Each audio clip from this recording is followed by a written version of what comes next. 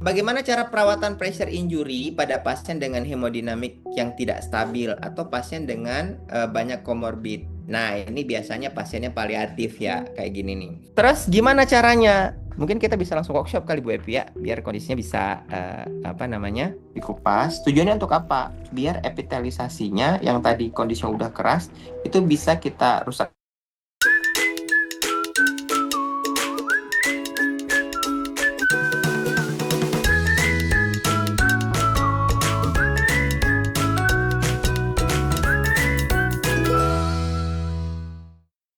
Nah, Bapak Ibu semuanya dalam proses diskusi kita hari ini ya, itu feel free sekali nih buat Bapak Ibu semuanya untuk kalau ada yang mau bertanya gitu ya selama prosesnya, silakan bisa langsung tulis aja di kolom chat ataupun nanti kalau misalnya masih ada sedia waktu, itu boleh langsung aja raise hand gitu ya. Pertanyaannya bebas, boleh seputar luka ataupun mungkin seputar dengan bisnis wound care-nya gitu ya, itu bebas nanti. Oke, saya langsung aja sapa. Wah, Mas Fahmi hadir. Hahaha, ya. Harus fokus ya Mas Fahmi dan Bapak Ibu semuanya ya hari ini ya, karena kita nggak cuma lewat PPT aja, tapi bakal ada live workshop langsung dari Pak Kana gitu. Jadi harus perhatiin bener-bener gitu. Dan kalau misalnya Bapak Ibu semuanya device-nya bisa sekalian ngerekam, itu boleh juga ya nanti direkam di device-nya masing-masing ya, karena biasanya kita rekaman itu baru keluar kurang lebih selama 1 minggu setelah hari ini gitu. Oke, eh saya mau sapa dulu nih sama Nurskana. Assalamualaikum Nurskana. Waalaikumsalam warahmatullahi wabarakatuh. Wow, merah Assalamualaikum merona semuanya. ini Aduh, nih aduh, ya. Backgroundnya merah merona sekali. aduh. Oke. Aduh. Oke, Nurskana, kabar baik ya Nurskana ya. Alhamdulillah Alhamdulillah. ya. Ya, Alhamdulillah. alhamdulillah nih kita setelah sebulan lamanya nggak ketemu Nurskana, akhirnya kita ketemu lagi sama Nurskana di Medcovazin Academy ya. Oh iya, buat Bapak Ibu semuanya yang bingung apa sih itu Medcovazin Academy ya? Apa sih tadi grup-grup WhatsApp itu gitu ya? Nah, jadi sebenarnya di kita ini nih, beberapa orang yang ada di Zoom ini itu udah masuk ke dalam satu grup komunitas namanya adalah Medcovazin Academy. Nah, kita biasanya hari-hari itu diskusi kasus ya. Ada yang kasusnya gini, ada yang kasusnya gitu tuh saling kasih masukan satu sama lain ya, karena biasanya tuh masing-masing dari praktisi kan punya pengalamannya masing-masing gitu. Jadi kita sambil memperkaya diri gitu. Nah, di dalamnya juga ada Nurse Kana, ada Nurse Agung sama Nurse Khairul Bahri. Nah, kebetulan minggu ini dan minggu depan itu adalah jadwalnya Nurse Kana yang akan menjembatani gitu ya, memberikan advice lebih kepada Bapak Ibu semuanya gitu. Nah, hari ini topiknya adalah tentang pressure injury ya Nurse Kana ya gitu. Betul, Oke. betul sekali. Jadi kita hari ini akan membahas banyak sekali ya berkaitan dengan pressure injury dan ada pertanyaan yang hari ini mungkin akan kita jawab nih di sesi ini gitu ya Mbak Epi ya. Ya betul, betul banget. Oke, mungkin langsung aja nih karena biar diskusinya makin lebih panjang waktunya. Silakan karena bisa Ya, dimulai.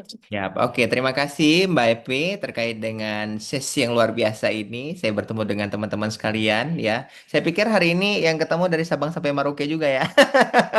Karena biasanya rame nih ke teman-teman sekalian. Nah, jadi di kesempatan sore hari ini kita akan ngebahas satu fakta unik nih tentang luka yang kondisinya tuh banyak sekali menyebabkan stagnan atau proses tidak terjadi pembentukan granulasi dan epitelisasi secara baik. Nah, di kasus ini kita ngomongin terkait dengan kasus pressure injury dan ini ada satu bentuk klinisi atau biasanya kita akan melihat tanda dan gejala pada pasien-pasien dengan pressure injury. Salah satunya yang kita evaluasi adalah tepinya. Nah, tepinya ini terjadi yang dikenal dengan epibol. Nah, teman-teman ada yang udah tahu belum epibol apa? Aku mau tanya dulu ke teman-teman ada yang udah tahu belum epibol apa? Kita cek, cek, cek, cek. Boleh kok di kolom komentar teman-teman sekalian hadir Bu, hadir, hadir Bu. Oke, ada yang tahu nggak epibol apa Bapak Ibu? Boleh yang kondisinya sudah pernah dengar epibol, boleh teman-teman chat di kolom komentar. Ya. Jadi teman-teman sekalian, kenapa epibol kulit atau epitel muter ke dalam? Muter dia ke dalam ya. Kenapa kok bisa muter dia, Bu? Kan gitu ya. Jadi hari ini ya kita akan membahas si epibol tadi, Bapak Ibu sekalian. Nah, epibol ini eh, gerak gerakan sel, gerakan sel ya, artinya selnya itu bergerak dia muter ke dalam ya, atau dia menggulung ke dalam ya Bapak Ibu ya, menebal di tepi luka. Nah, karena salah satu karakteristiknya memang yang kita akan bisa sering lihat itu dia menebal karena dia bergulung, akhirnya kompensasi tubuh itu membuat si epitelisasi jadi menebal. Gitu tuh Bapak Ibu ya. Nah, jadi gimana sih sebenarnya epibol itu? Nah, menurut NPU atau National Pressure Ulcer Advisor Panel, Bapak Ibu sekalian, ya terkait dengan epibol itu kondisi biasanya sering terjadi pada kasus-kasus luka kronis yang terbuka di mana tepi lukanya menjadi menggulung ya, atau menggulung ya, menggulung lah, proses melengkung bawah. Nah, esterisasi ini membentuk lipatan sel untuk bisa mencapai eh, eh, kontraksi atau kondisinya mencapai menyatu antara si epitel dengan epitel gitu Bapak Ibu ya. Dan biasanya ini kondisinya adalah epitelisasi yang tidak normal sehingga butuh perawat luka untuk bisa melakukan kegiatan perawatan agar tidak tergulung lagi si luka tadi. Nah, dan biasanya ini yang menyebabkan kenapa kok epitelisasi atau proses luka udah merah, udah bagus, yang mungkin kita udah cek kondisinya butuh cepet nih sekitar 2 minggu lagi nih prosesnya nih kayak gitu. Tiba-tiba jadi epibol gitu teman-teman. Nah, jadi kalau misalnya kita ngelihat di gambar saya nih ya, yang di samping ini adalah salah satu bentuk epibol yang diilustrasikan dalam bentuk gambar, di mana epitelisasinya itu dia melengkung ke dalam ini, Bapak Ibu. Nah, ciri-cirinya apa? Yang pertama, ya, kita bisa ngelihat ya tepi luka tampak menggulung ke dalam seperti roll. Jadi kalau seandainya teman-teman ngelihat itu di bagian tepi lukanya, dia tidak terlihat adanya epitelisasi utuh, tetapi dia malah lebih kita lihat ada kondisi tepi yang tebal, kayak gitu tuh ya. Biasanya epitelisasinya itu nggak terlihat karena dia melengkung ke dalam gitu Bapak Ibu ya. Kemudian biasanya terlihat lebih tinggi dan padat dibandingkan area dasar luka. Jadi dasar lukanya itu kondisinya dia biasanya akan lebih tinggi daripada apa namanya? Maksud saya dasar lukanya akan lebih rendah daripada si tepi lukanya. Nah, ini biasanya akan terjadi di kasus-kasus seperti ini kalau seandainya si lukanya ya, si dasarnya tadi tuh nggak tumbuh-tumbuh, dia nggak bisa tumbuh, nggak numbuh ke atas gitu. Makanya salah satu kompensasi daripada si tubuh adalah membentuk epitelisasi, dia turun ke bawah agar bisa menyatu epitel tadi. Tapi masalahnya karena bentuk si epitelisasi ini untuk ke bawahnya itu agak sedikit lambat ya, biasanya dia tidak terjadi proses pertemuan si epitel ya, karena sebenarnya epitelisasi itu akan tumbuh jika dasar luka itu sudah tumbuh ke bagian dermis luka dan membentuk epitelisasi gitu ya. Biasanya warna tepi biasanya lebih gelap atau dipegang biasanya dia keras ya. Dan ini biasanya kita lihat ada beberapa luka yang stagnan. Nah, jadi ini ada kasus nih teman-teman sekalian di grup Medcovacin Academy kita ya, pusat layanan konsultasi. Di dalam grup tersebut tuh ada yang bertanya terkait dengan satu kasus dekubitus tapi bentuknya kayak gini nih. Loh Pak, kok bisa kayak gini nih Pak? Ada yang berunjul-berunjul di dalam, kondisi tepi yang kita bisa ngelihat ini epitelisasinya ya, nggak ada batasnya, jadi dia melengkung ke bawah nih, teman-teman coba bisa lihat nih warnanya ya. Kemudian kalau dipegang dia keras, kayak gitu tuh ya. Dan karena kita buka nih di sesi hari ini, ada bertanya nih. Pertanyaannya pertama, lokasi terbanyak ya. Biasanya yang sering terjadi kasus-kasus pressure injury dan dia terjadi epibol itu di mana? Sebenarnya teman-teman, semua kondisi yang terjadi adanya tekanan pada tulang yang menonjol itu biasanya akan terjadi resiko pressure injury. Ya, akan terjadi adanya tekanan. Di mana ya? Teman-teman cek aja di bagian tubuh yang menonjol-menonjol yang bentuknya tulang ya. Tulang loh ya, tulang bukan tulang rawan loh ya. Jadi tulang kondisinya itu pasti akan tertekan. Nah, sehingga biasanya yang terbanyak di mana, Pak? Nah, yang terbanyak itu karena di tempat kita paling banyak pasien itu kalau seandainya dia tidak mampu melakukan aktivitas, itu dilakukan di atas tempat tidur. Posisi yang paling sering itu terjadi di sakrum. Paling banyak di sakrum. Yang kedua biasanya di throat hunter. Jadi di pinggul kanan kiri, teman-teman. Kenapa? Karena biasanya pasien-pasien itu dilakukan untuk mika-miki. Oke, mungkin kondisinya di bagian apa namanya sakrumnya nggak ada tekanan, tapi di bagian pinggulnya karena tadi salah mungkin posisi pada saat mika-miki itu beresiko banget paling tinggi untuk terjadi yang namanya luka tekan gitu ya teman-teman sekalian. Nah sehingga ini butuh untuk kita cek pada saat Bapak Ibu melakukan atur posisi. Nah, kemudian bagaimana cara perawatan pressure injury pada pasien dengan hemodinamik yang tidak stabil atau pasien dengan banyak komorbid? Nah, ini biasanya pasiennya paliatif ya, kayak gini nih.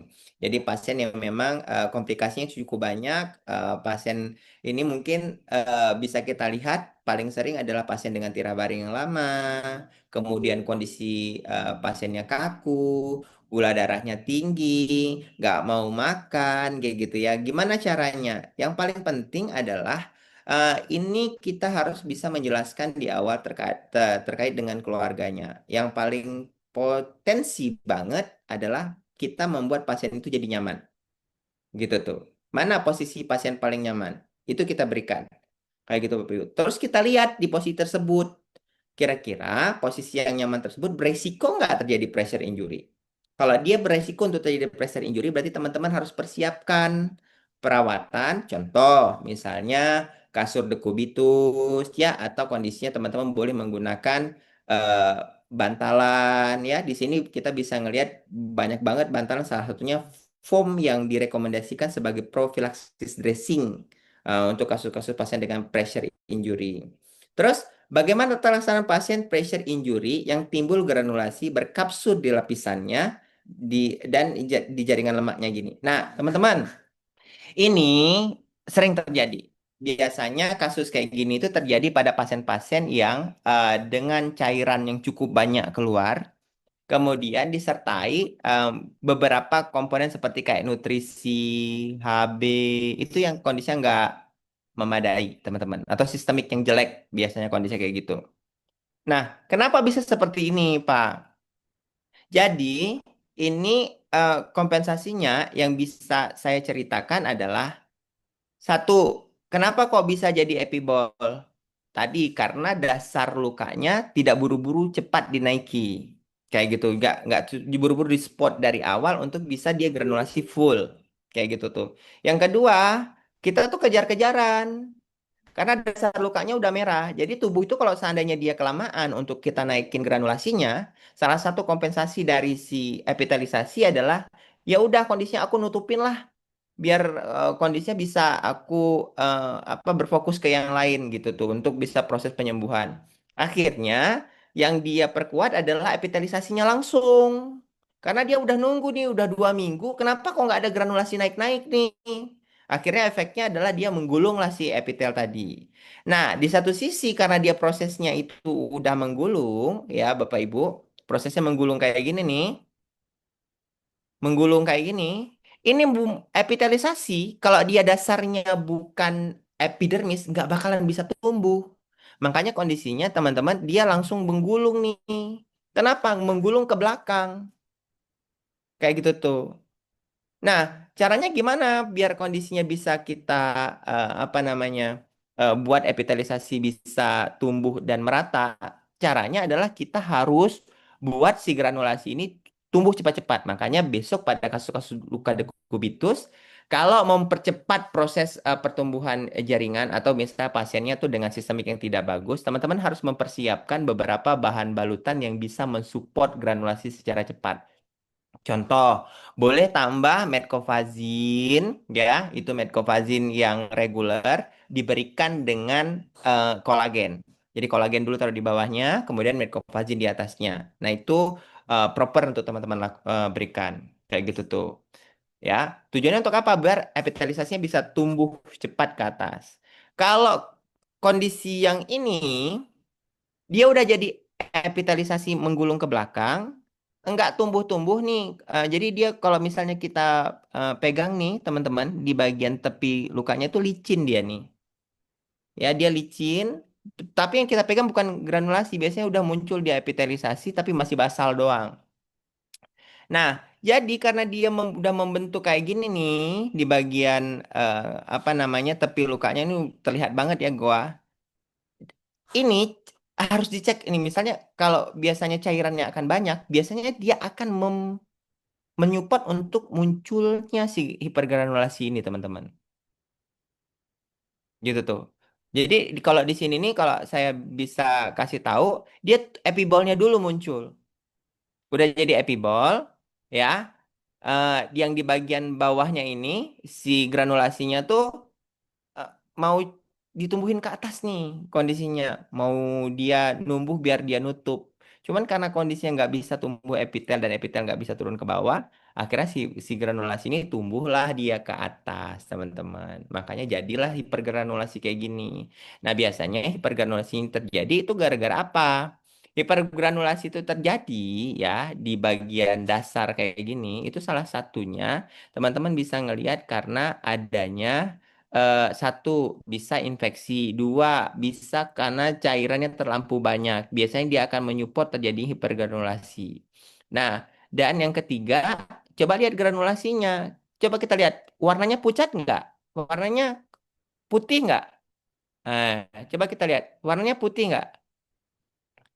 Ya, jadi dia kondisinya nih, teman-teman, kalau memang kondisinya teman-teman mau untuk bisa apa namanya buat si granulasinya bisa bagus lagi, boleh menggunakan yang namanya silver nitrat nih dikasih di atasnya, dibakar dia, kemudian lisis, dia akan membentuk lagi proses granulasi yang di bawahnya, sudah granulasi baru, baru dia kondisinya akan bisa berjalan dengan baik.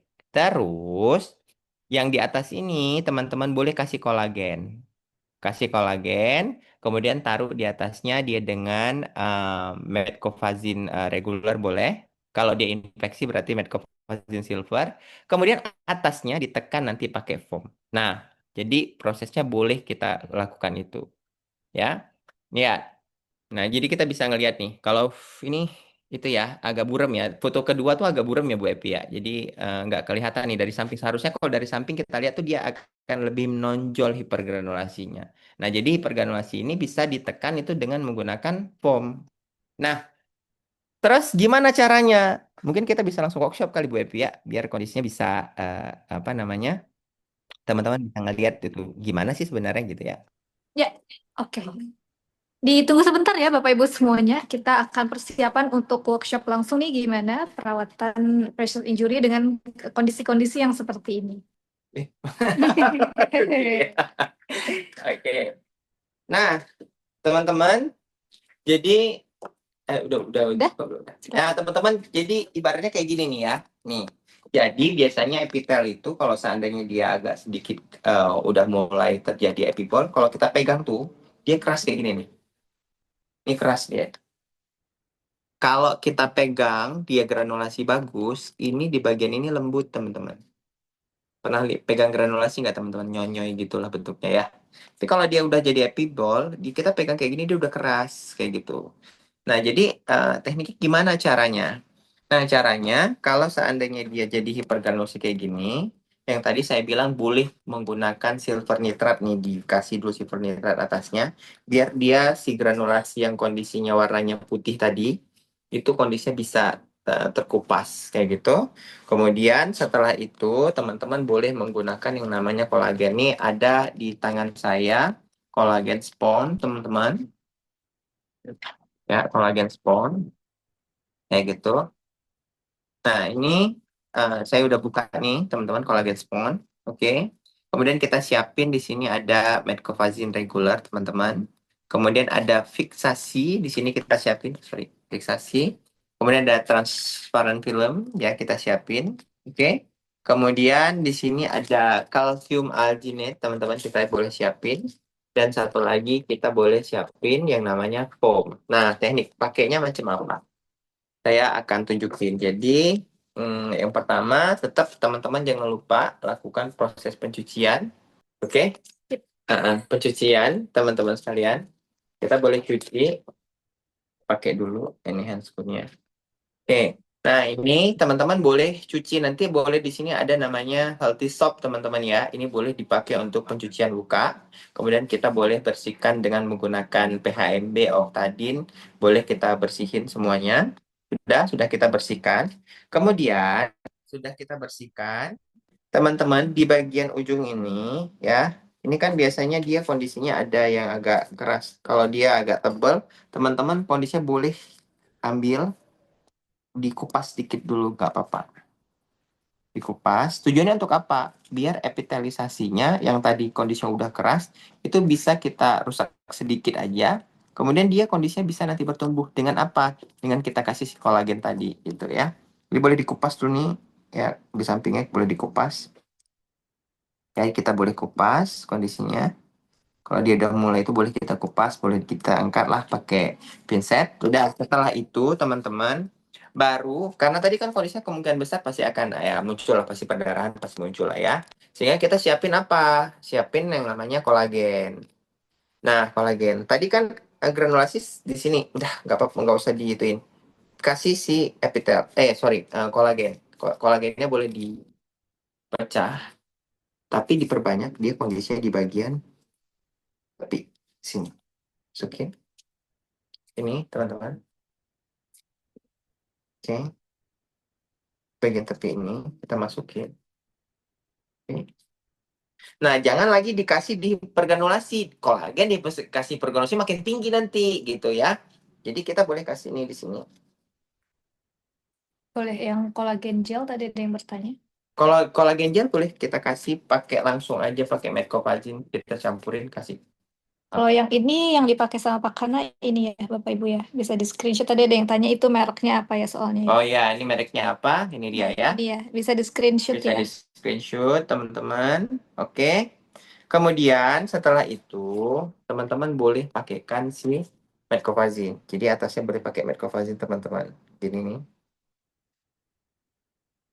Bukan. Metcovazinnya baru teman-teman. Jadi kita bukan dulu ya. Metcovazin baru kita buka Blur dulu. Mbak Evi, ini dari ProDevice PD Collagen Tracing. Ya, Nah, nah, nih ini kolagennya ya Bapak Ibu ya. kalau yang mau cari langsung ke Solusi Luka Indonesia ya teman-teman. Sudah ada di kolagen eh PD kolagen dressingnya sudah ada. Nah, jadi kita boleh kasih nih di bagian ini. Jangan perbanyak lagi di bagian si granulasi, teman-teman. Oke. Terus kita kasih nih metcovazinnya. Kemudian kita kasih kalsium alginate. Untuk apa sih kalsium alginate nih? Kalsium alginate ini untuk neken, teman-teman. Nah, dia kita boleh lipat kayak gini, teman-teman. Ya, kita boleh lipat. Dan kita boleh kasih di tengah ini. Oke. Kita boleh kasih di tengah ini. Ya. Oke. Eh, Terus, teman-teman, kita siapin foam. Ya. Siapin foam. Ini kita siapin foam. Nah, foam yang dipilih bukan foam yang kondisinya apa namanya biasa ya, tapi foam yang ada silikonnya yang gini nih teman-teman. Nah, silikon ini dia bisa membuat si bagian permukaannya itu jadi rata. Jadi kita pilihnya silikon. Nah, ini ya kita siapin. Boleh kita potong dulu. Silikon yang dipakai ini ya Bapak Ibu ya, boleh di screenshot nih. Jadi Optisol Silicon Foam non border yang dipakai sama Pak Kana. Ya, sudah teman-teman. Boleh kita kondisinya. Karena butuh penekan, kalau udah kayak gini tuh butuh penekanan yang luar biasa memang granulasinya itu bisa masuk ya. Nah, jadi kita kasih nih foamnya, teman-teman. Tadi. Oke, kita tekan. Oke. Karena kita butuh ngefix ya. Kalau kita kasih tuh butuh fix dia. Oke, home, kita tekan, sudah.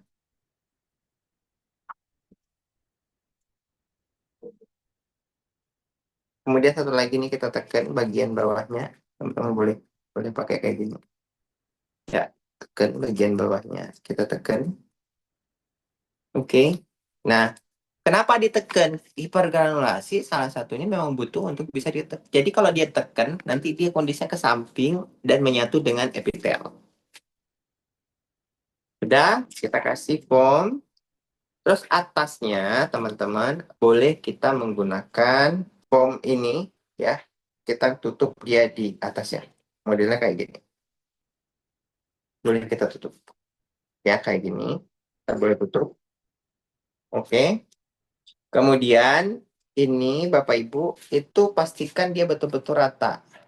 Nah, makanya biar dia rata, teman-teman boleh nanti tambahkan yang namanya fiksasi. Kayak gini, dibuat fiksasi. Nah, fiksasinya tuh yang betul-betul buat dia jadi rata. Ya. Nah, biar dia nggak lari-lari. Biasanya kan kalau ada cairan tuh dia bisa lari-lari. Nah, teman-teman boleh ngefiksasiin dulu. Kita boleh fiksasiin. Ya, kita fiksasiin. Oke. Biar dia nggak lari. Biasanya tuh kalau udah cairannya banyak, teman-teman pasti foamnya akan lari kemana-mana gitu, bro.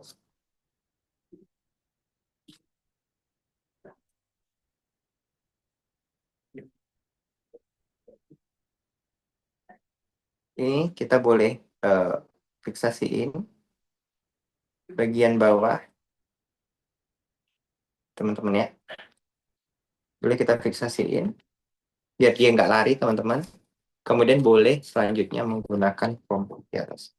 Untuk apa foam ini? Foam ini tujuannya tadi untuk bantalan dia kondisinya bisa biar empuk karena ini kan kasusnya luka dekubitus nih teman-teman ya. Jadi kalau luka dekubitus teman-teman kondisinya masih pakai kayak biasa aja ya bakalan kondisinya akan terjadi tekanan. Nah, jadi fiksasinya kayak gini gitu ya. Ini fiksasinya kayak gini. Pastikan dia betul-betul ke bawah nih. Kemudian setelah itu teman-teman baru pakaikan si plaster. Gimana teknik pakai plasternya? Kita hitung aja ini berapa senti. Sambil Pak Hana memplester, tadi ada yang bertanya soal spill harga Pro Device Collagen Dressing. Bingung, bingung saya mau jawabnya. Boleh nanti sama tim dari Solusi Luka Indonesia bakal di-spill ya Bu, ibu-ibu, bapak-bapak ya. Ya, Nurse-nurseku sekalian. ya. Akan di-spill ya sama tim dari SLI. Oke teman-teman, nah ini caranya kita fiksasi ya. Kalau dia kondisinya ada BAB-nya, berarti teman-teman jangan terlampau panjang sampai ke bawah ya. Oke. Misalkan di lubang anus biasa di sini ya, jangan sampai ke bawah gitu. Oke, kita pasang nih teman-teman. Oke, pastikan dia kondisinya bisa terfiksasi. Nah, pastikan dia terfiksasi dengan benar teman-teman. Oke, ya dia terfiksasi dengan benar. Sudah. Kemudian saya buka satu lagi, fiksasi lagi ini teman-teman. Kita fiksasi.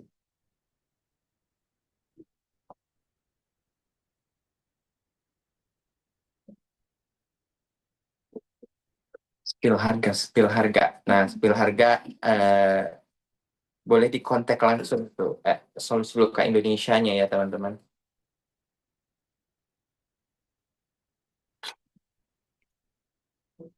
Wah, kayaknya ada yang rindu sama kolagen kayaknya Mbak itu ya. Iya, karena tadi ada beberapa pertanyaan yang bingung gitu, Pak. Di pasaran itu kan banyak katanya, ada yang gel, ada yang tadi lembaran, terus mereknya macam-macam gitu. Nah, maka tadi rekomendasi yang dari Pakana sama dari mungkin Walker gitu ya. Nah, itu salah satunya tadi adalah dari si PD Collagen Dressing ini. Ya. Tuh nih, sekali lagi ya. Boleh di screenshot Bapak Ibu ya.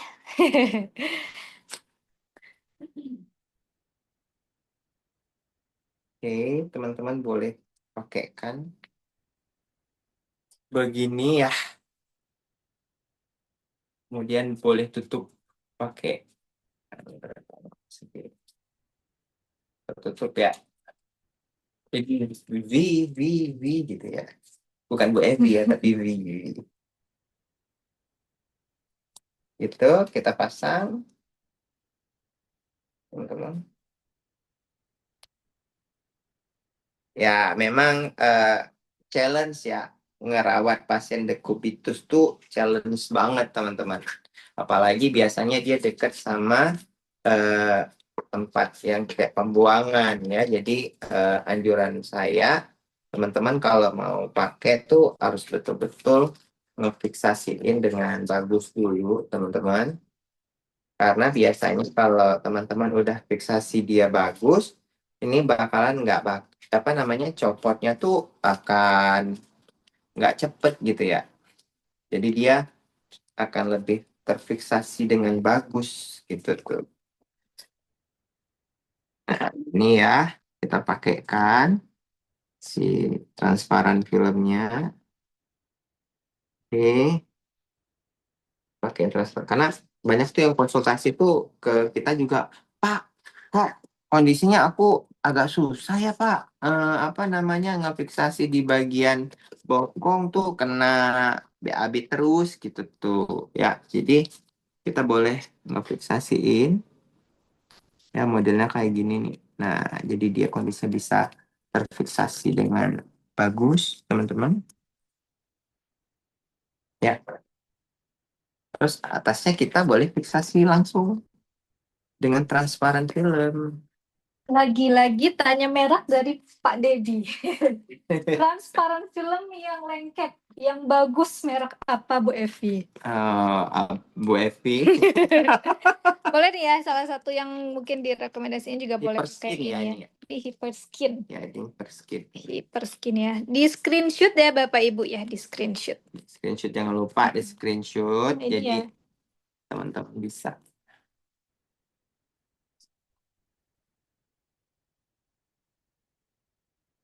Nah, nih caranya tadi begini dulu, kemudian baru kita kasih fiksasi dia dari atas ke bawah. Nah, jadinya dia kayak gini. Ya, prosesnya. Jadi kalau seandainya dia mau tidur nih, tidur ada tekanan, itu kondisinya dia nggak langsung ada tekanan. Apalagi di bawahnya tadi tuh ada yang namanya apa, kalsium alginate, teman-teman. Karena dia nanti akan berubahkan jadi gel. Jadi dia akan memadati di dalam sana dan tetap aja ada tekanan dari si foamnya. Nah, tekanan ini tujuannya untuk menekan si hipergranulasi, tapi di sekitar-sekitarnya tadi nggak ada tekanan karena kita hanya fokusin di bagian tengahnya saja. Nah, ini salah satu manajemen pasien untuk melakukan perawatan luka epibol dengan hipergranulasi kayak tadi gitu, teman-teman. Pertanyaan, bagian tengahnya itu dikasih apa? Bagian tengahnya itu kita kasih Yang mungkin ini ya, ini ini kan, maksudnya yang ini ya, ya, itu yang kan ini kan. nampak foam soalnya ya. Betul. Jadi tadi di awal apa namanya, untuk epitelisasinya aku support dia dengan pemberian kolagen. Yang di tengah ini aku nggak kasih kolagen. Jadi cuman dikasih mecofazin aja, dan yang di merahnya itu kita tetap cuman kasih yang namanya kalsium alginate. Kasih kalsium alginate, kemudian kita gulung tadi kalsium alginate, itu tujuannya untuk menekan di bagian tengahnya tadi, ya. Biar dia bisa bukan menonjol ke depan, tapi menonjolnya ke samping. Jadi epitelisasi yang udah kita buka tadi itu bisa dia nyebrang dan nyatu dengan granulasi tadi gitu, teman-teman. Itu dipakai transparan film ya Pak ya? Ya, ini pakai transparan film terakhirnya. Karena kalau misalnya nggak pakai transparan film, apalagi pasien dengan dekubitus, teman-teman, BAB itu repot. Gitu tuh. Pasti bakalan akan bocor terus, bocor terus, bocor terus, bocor terus, teman-teman sekalian. Gitu tuh. Jadi jangan sampai baru dipakai sehari, besok udah jebol. Ya, gitu. Oke, jadi keseluruhan ya Pak karena ya pakai transparan filmnya. Ya, keseluruhan terakhir tadi pakai transparan film. Berapa kali sehari Pak diganti perbannya?